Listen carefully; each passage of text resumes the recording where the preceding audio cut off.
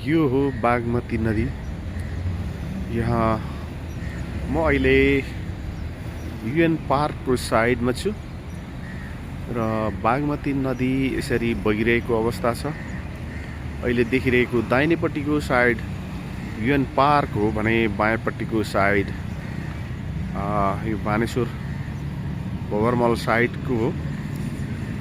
अहिले हामी देखिरहेका छौँ। यतापट्टि जुन बस्ती देखिरहेका छौँ त्यो चर्चित सुकुम्बासी बस्ती हो। यो बस्ती राजधानीको मुटुमा छ। यसले सहरलाई कुरूप बनाएको छ भन्ने महानगरपालिकाको मेयर बालेन्द्र शाहको दाबी छ। साँच्चै नै हेर्दाखेरि भौतिक रूपमा त्यस्तै नै देखिन्छ। यो बस्ती त्यो देखिन्छ।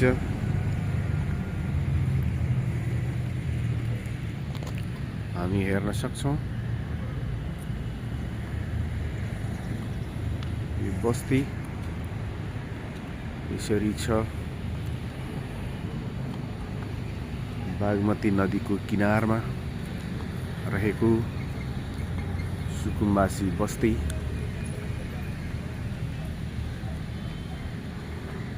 यहाँ देख्न सकिन्छ यसरी छ। यहाँ फोहोरै भए पनि पानी बागमती नदीमा सललल बगिरहेको देख्न सक्छौँ।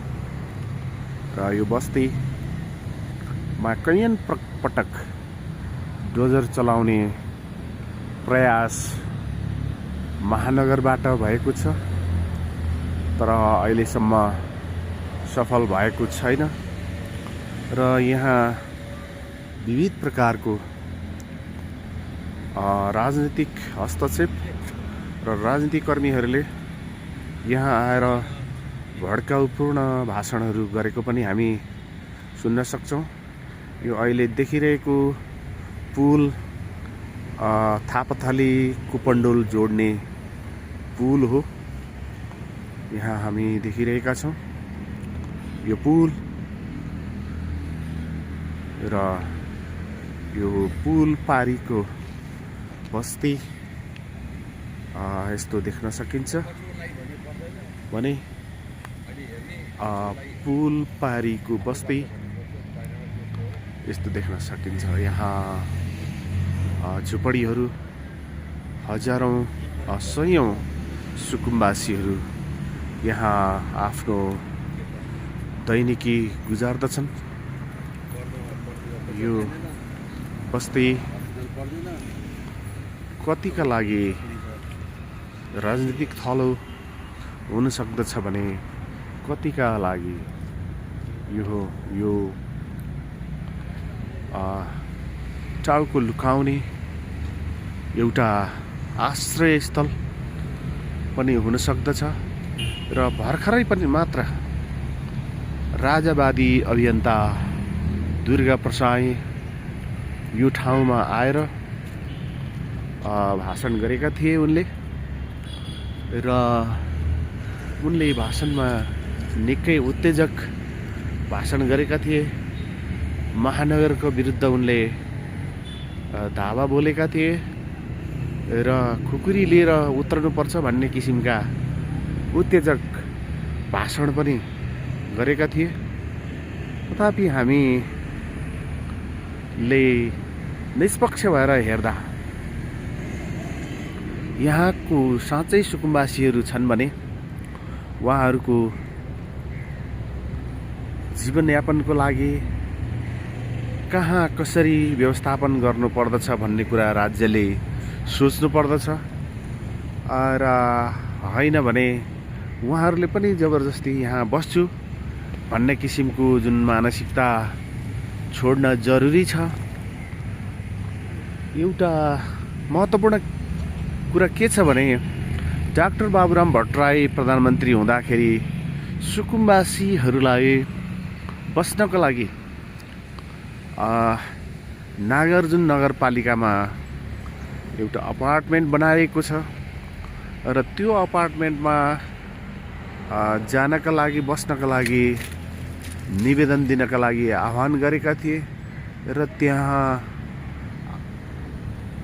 बस्नका लागि वास्तविक सुकुम्बासी भएको प्रमाणपत्र पेश गर्नु पर्दथ्यो र त्यसमा निकै नै न्यून सङ्ख्यामा मात्रै निवेदन परेको थियो र त्यसो हुनुको कारण के थियो भने त्यो छानबिन कमिटीले निष्कर्ष निकालिसकेपछि मात्रै त्यो स्थानमा, उक्त स्थानमा बसोबासको लागि अनुमति दिइने थियो र त्यहाँ बस्न योग्यता पुग्नको लागि नेपाल राज्यभर कहीँ पनि, कतै पनि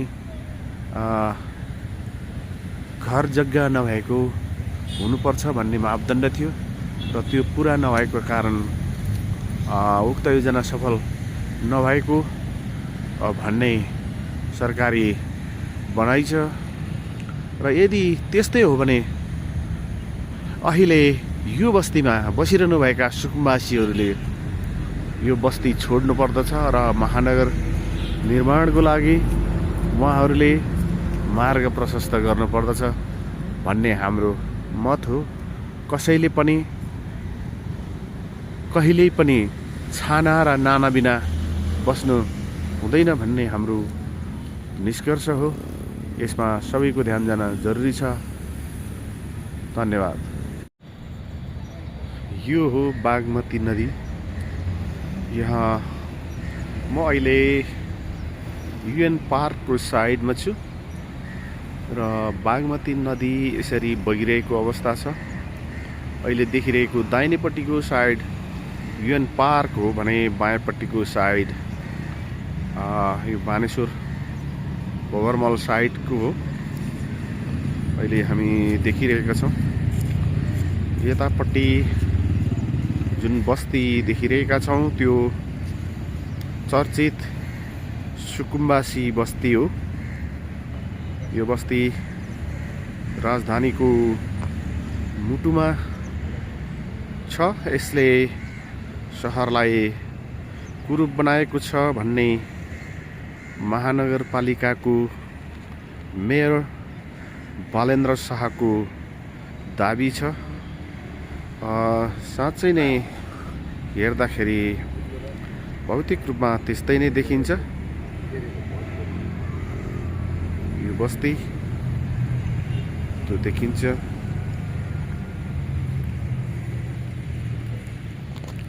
हामी हेर्न सक्छौँ यो बस्ती यसरी छ। बागमती नदीको किनारमा रहेको सुकुम्बासी बस्ती।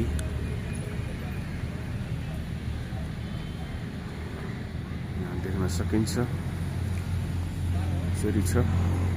यहाँ फोहोरै भए पनि पानी बागमती नदीमा सललल बगिरहेको देख्न सक्छौँ। र यो बस्तीमा कैयन पटक डोजर चलाउने प्रयास महानगरबाट भएको छ तर अहिलेसम्म सफल भएको छैन। र यहाँ विविध प्रकारको राजनीतिक हस्तक्षेप र राजनीतिकर्मीहरूले यहाँ आएर भड्काउपूर्ण भाषणहरू गरेको पनि हामी सुन्न सक्छौँ। यो अहिले देखिरहेको पुल थापाथली कुपन्डोल जोड्ने पुल हो। यहाँ हामी देखिरहेका छौँ यो पुल र यो पुल पारीको बस्ती यस्तो देख्न सकिन्छ भने पुल पारीको बस्ती यस्तो देख्न सकिन्छ। यहाँ झुपडीहरू हजारौं सयौं सुकुम्बासीहरू यहाँ आफ्नो दैनिकी गुजार्दछन्। यो बस्ती कतिका लागि राजनीतिक थलो हुन सक्दछ भने कतिका लागि यो टाउको लुकाउने एउटा आश्रयस्थल पनि हुन सक्दछ। र भर्खरै पनि मात्र राजावादी अभियन्ता दुर्गा प्रसाई यो ठाउँमा आएर भाषण गरेका थिए उनले।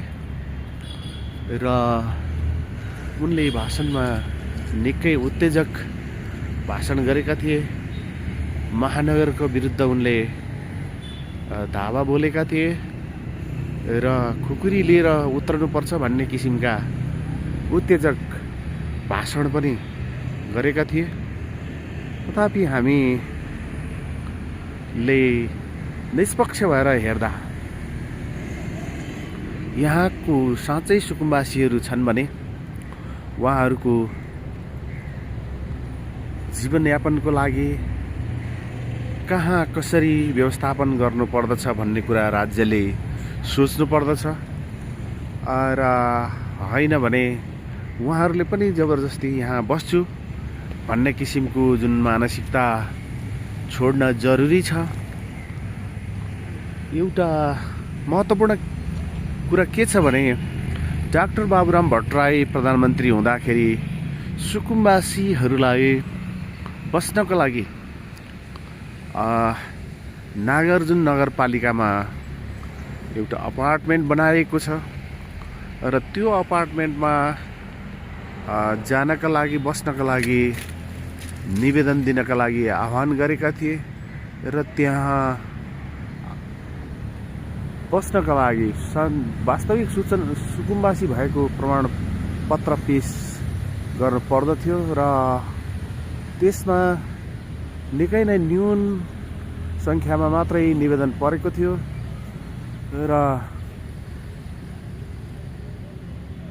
त्यसो हुनुको कारण के थियो भने त्यो छानबिन कमिटीले निष्कर्ष निकालिसकेपछि मात्रै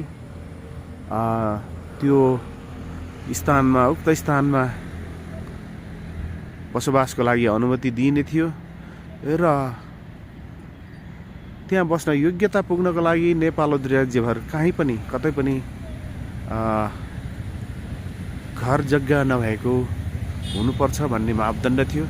र त्यो पुरा नभएको कारण उक्त योजना सफल नभएको भन्ने सरकारी भनाइ छ। र यदि त्यस्तै हो भने अहिले यो बस्तीमा बसिरहनुभएका सुकुम्बासीहरूले यो बस्ती छोड्नु पर्दछ। र महानगर निर्माणको लागि उहाँहरूले मार्ग प्रशस्त गर्नुपर्दछ भन्ने हाम्रो मत हो। कसैले पनि कहिल्यै पनि छाना र नाना बिना बस्नु हुँदैन भन्ने हाम्रो निष्कर्ष हो। यसमा सबैको ध्यान जान जरुरी छ। धन्यवाद।